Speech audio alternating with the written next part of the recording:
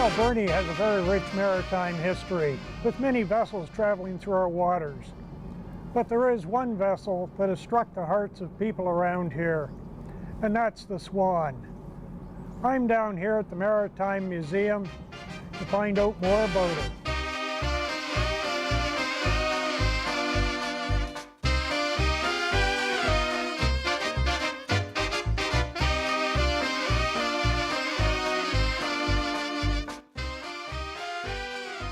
The Maritime Heritage Society is based out of the Maritime Discovery Center. Here in Port Alberni, we all know the lighthouse, and part of that is the Hutchinson Gallery.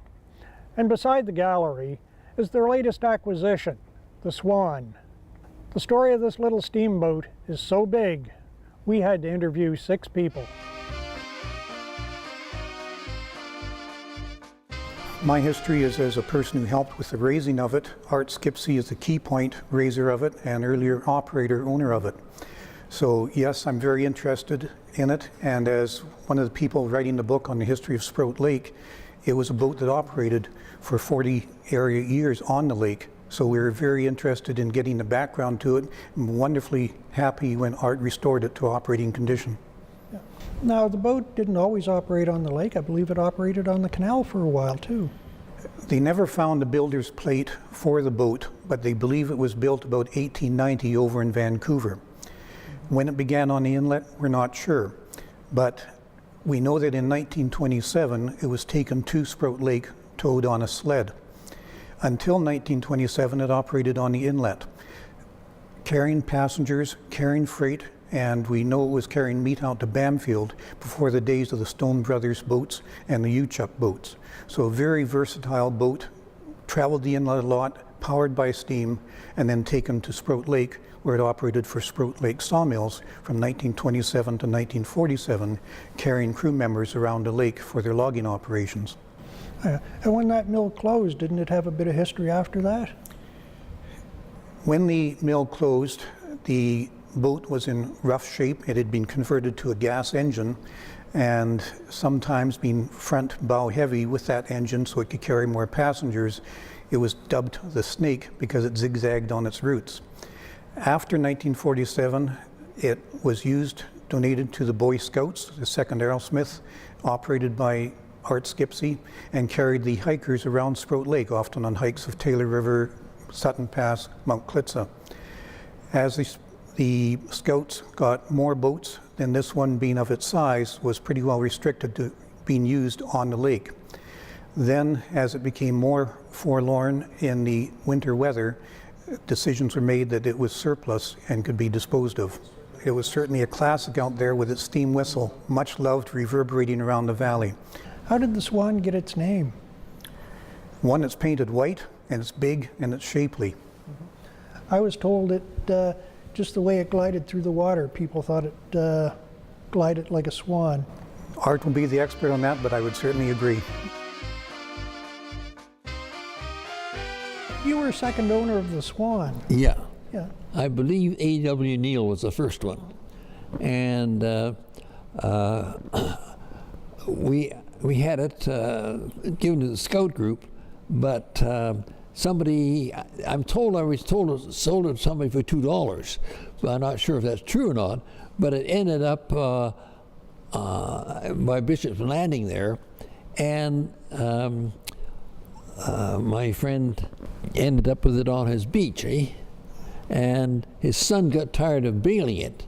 And so one day, he had some friends there, they took it off his shore there, maybe about 150 feet, and one of his friends stood on deck, and they sunk the boat, and they saluted as it sunk. And it was down for close to 50 years. And so at the end of that time, after my wife passed away, I thought I needed a project, and so the family agreed we would raise the Swan. And so it used to take loggers from the sawmill, and when it would take about 12 men. And it served up the lake and also on the far side of Dog Mountain. And I asked one of my old scouts, Larry Dingsdale, how long it took to go over there. He said, 1.5 crib games. Now that's an interesting time unit, isn't it? Yeah, and it was pretty constant how long it took to have a game, a crib there. So it must have been quite a sad moment when that boat was sunk. Well, I'm sure people had a lot of memories. yes, but I couldn't look after it. So the best thing was to put it down. One time my scouts were taking a group of hikers through to go to hike through the old telegraph trail to towards Kennedy Lake. And I told them, now be careful, when you get up near Mount Klitza, there's a reef right in the middle of the lake, so go either side of it. Well, anyway, and that time we weren't using the engine in it. I tied my little speedboat alongside of it, used it as a tug, and then they steered from inside the Swan, eh? And sure enough, they went right over top of the reef, bang, bang, bang, bang, over the other side. So it's a pretty hardy boat. So it was underwater for quite some time. Just about 50 years. In the meantime, I've been looking around for an engine, and the engine I put in it is bigger than the boat needed. But steam engines aren't that common around, eh? And I could have got a 2-cylinder if I had known what I was looking for, but it took me a while to figure these things out. And so we built the engine, or the steam engine, and it cost me more than I thought the whole boat would cost me. So anyway, it was a learning experience. By the time you finish, you know what you're doing. Eh? There's always a learning curve when doing a project like this, and always a lot of surprises. Yeah, yeah. So anyway, it's a part of the history, and I thought the logging history is so vital to the district here that it was a good thing to preserve. It was a little bit of a complicated process, and there was a team, of course. Kurt Smetzer, who was the local dive shop owner as well as a doctor, was kind of the leader of the team. And the other members included Joe Skipsey, that's Art's son, Joe Monterfey, a local expert on all things to do with ships, and myself. And on the top of the water team, we had Pete Geddes and Frank Holm helping out with support and getting the air down to us. So the Swan was in about 40 to 50 feet of water, I'd say, mostly upright position. And that was a good depth for her to be at because it wasn't too deep for us to work at. And it was enough depth that no one really could see her from the surface. So that was the reason why she was not really scavenged or tampered with, I guess, over those 50 years that she had been on the bottom of the lake. And most all of the bits and pieces were still attached to her. So we had to rig some slings under the keel, of course, which was a bit silty, if you like, because we're burrowing in a lid onto the silt, and so the visibility basically was nil to get those slings under. And then after that, we had some barrels for flotation. The crew on the surface had a compressor, and they would send air hose down, so we could inflate those equally on each side until she kind of came up off the bottom. That was the first attempt, and it wasn't quite enough lift. We needed to go and get some additional lift units and some of those very large cubic units they used to store things, chemicals and liquids in an industrial setting were brought to the scene in another day, and we lifted it an additional amount, which was enough to get it to the point where it could be transported. That sounds like quite a project. How do you become involved with something like that? Is it something you personally enjoy, or?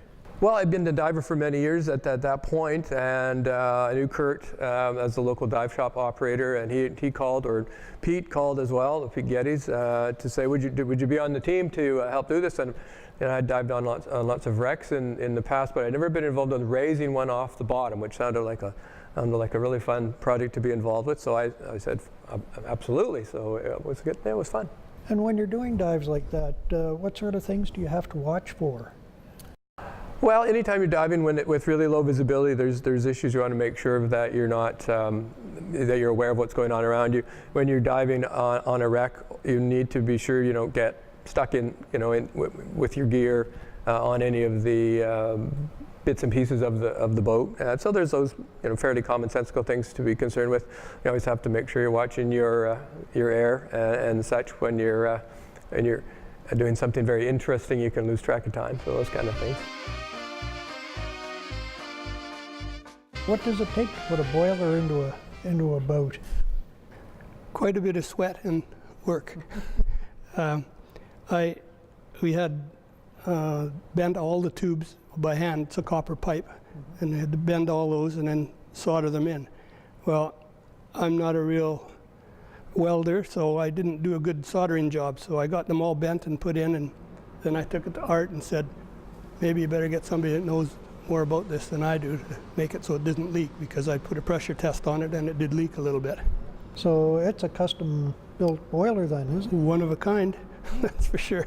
Art bought the engine for it, and the boiler just supplies the steam to it. And I have some pictures actually of the first light up of the boiler. Art was lighting it, and as soon as we got up a bit of steam, he blew the whistle for the first time out in the lake.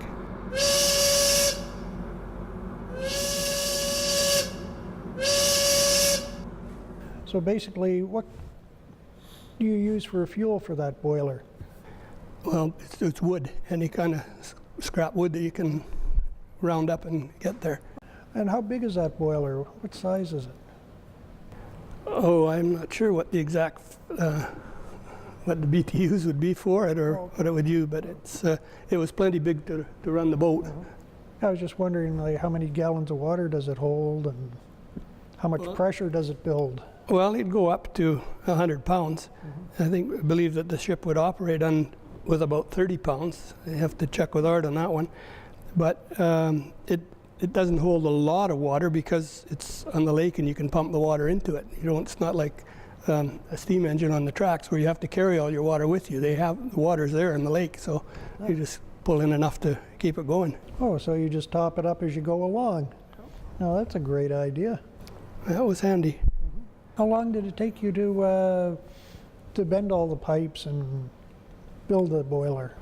Well, at the time it seemed like too long, but I'm not sure. It was in the summertime when it was very, very hot, and it was a lot happening. So they probably took about 2 weeks to do it because it wasn't a steady thing, but just working at it. It must have been quite a thrill to be able to acquire the Swan. Well, Dave Cox mentioned to me that Art Skipsey had dropped in to see him and said, hey, do you guys want to, do you want the Swan? And I guess that he had first gone to the Industrial Heritage folks, and they didn't turn him down, they just referred him on to us. And it was from that moment on that we said, yeah, we could probably handle the Swan out here. So immediately got on the phone, got a hold of Art Skipsey, and set up an appointment. So Dave Whitworth and Dave Cox and myself went out, took a look at the boat at Sprout Lake, and said, yeah, this is something that we could actually use at Maritime Heritage. Because of the history, the fact that it's a steamboat, all the things that go with that, going back to 1890. So it was a perfect opportunity. Certainly would be. Now, something like that must have to have a little bit of advanced planning to get it from out there to here. It was the planning of getting that boat over. Like I think Norman and Joe and Becky, they actually it was I think November the 15th, and there was fog on the lake, and so when the boat was coming over, you couldn't see it for a long period of time. Art Skipsey was there with Dave Super on shore. With a number of other people just waiting for the boat to come over. And so we couldn't find anybody in town that could haul that boat. So we got Bowline Towing out of Campbell River, I believe, to come down, and they managed to have a trailer where they can make the adjustments. Because the Swan is 36 feet long, I believe, 7.5 feet wide. So they had to get it so the supports would come into the boat, and it's a little bit of a different dimension than on other boats. And so then we brought it down here. The Port Authority was involved. We managed to get through their gates and into our compound out here, and it was just a maneuvering aspect from that point on. Yeah, and you must have been prepared because you'd have to have a cradle or something to rest it in. We didn't have a cradle. We had, I think, was it Joe Monrefet was here? He helped set some cradling up. There was some other volunteers that were helping to set the cradles up. So since that point in time, we've got another fellow involved, Sandy Fitzpatrick, who's building a cradle for us underneath the Swan. It's been, the weather has not been that great over the last year. It's either too hot, too windy, too cold. And so he comes down on a periodic basis. And if you look at the boat, there's a cradle that's being put underneath it. The key to us was making sure that it had a cover over it. The first year we had the Swan out there, we had a tarp over it, and the tarp was blown to shreds in a matter of weeks. And so we had to get something else besides that. So through donations, grants and that from the regional district, we managed to get enough monies to buy the wood and build the cradle, build the shelter out there where it is now.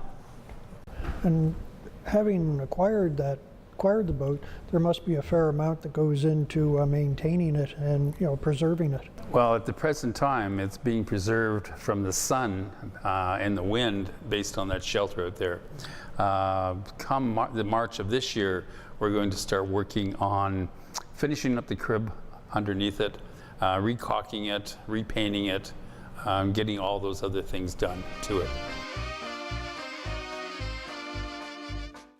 If you look at our credo, like we preserve, present, and promote maritime heritage in the valley and on the west coast, and in Port Alberni in particular. And if you look at our exhibits around here, they all have a local sort of context, and so the Swan was a natural fit for that, because she operated on Sproat Lake, and she was run by a Captain Art Skipsey, who ran Art Skipsey's Sash and Door here for years, and so it was a story that resonated with a lot of people in Port Alberni, I'm sure. Yeah, I don't know, to me it seems that the Swan has a particular place in people's hearts around here. Of all the many vessels that have sailed our waters, people seem to recognize the Swan. Yeah, she operated to take loggers and guys who are up and down the lake and on the inlet, of course. And after she was finished doing that, she carried the Boy Scouts around, and there's lots of great stories of Boy Scout adventures on the Swan. You have many people coming in just to talk about the Swan or learn of the Swan? Yeah, they're intrigued at the fact that this is a 19th century steam vessel. I mean, not many maritime museums get to have one of those things, and a steam-operated vessel like that is unique. And so we're really happy that Art brought his boat to us a few years ago. Yeah, probably not many museums do have one. Yeah, well, a lot of people knew that it had been purposely sunk in the 50s, of course, and Art knew where it was, and they went down and got it, and having the Swan come back to the surface resonated with a lot of people in Alberni, I'm sure.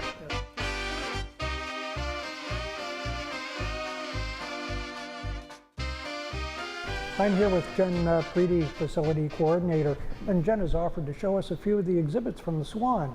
What have we got here? Well, we've got a couple of the whistles and one of the wheels.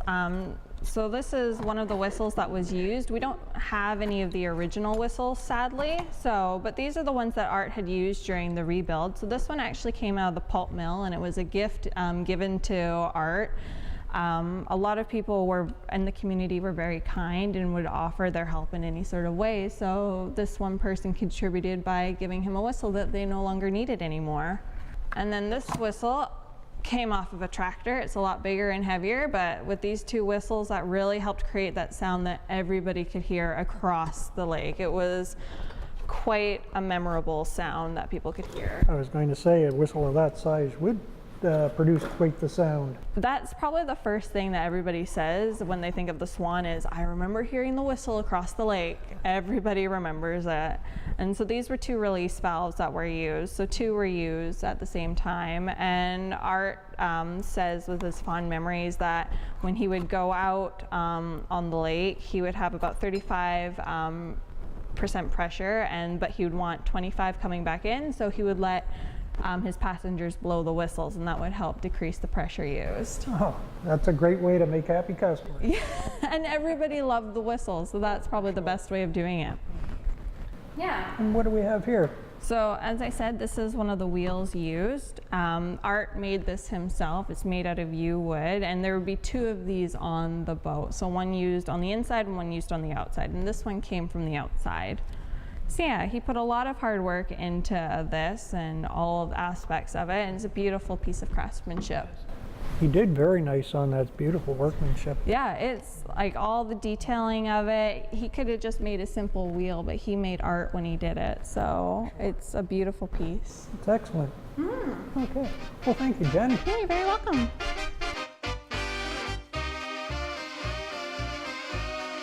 The story of the Swan is more than just the story of a small steamboat. It's a story of the age of steam. Steam is a technology that came at a very advantageous time for Canada and our history. Just like this little boat connected people of Port Alberni to Bamfield and places in between, various steamboats of other types and sizes were connecting Canadians together across the country. Even though there is no real evidence to support it, some people believe that this little boat was built in the McAlpine yards at Falls Creek in the late 1800s. They were very good at designs such as this. As you can see, it's got a relatively shallow hull. It takes less wind resistance, but it's a very solid hull for the kind of work it does. It runs on a small boiler and can do about 5 to 7 knots at 60 pounds of steam. During the life of this little boat, it ran from Port Alberni through the various docks in our canal right up to Bamfield and back, delivering supplies and passengers. After its life on the canal, it went to Sprout Lake, where it transported workers to the mill, hikers, tourists around various parts of the lake. At the end of its life, when it was sunk, that pretty much also was the end of the age of steam. During her life, the Swan brought our communities together. And now, here in the museum, it's once again bringing us together as a community. If you'd like more information, drop by the Maritime Heritage Museum and take a look. I'm Gerald LaBute, your local neighborhood time traveler, and I'll see you next time in time, whenever that may be.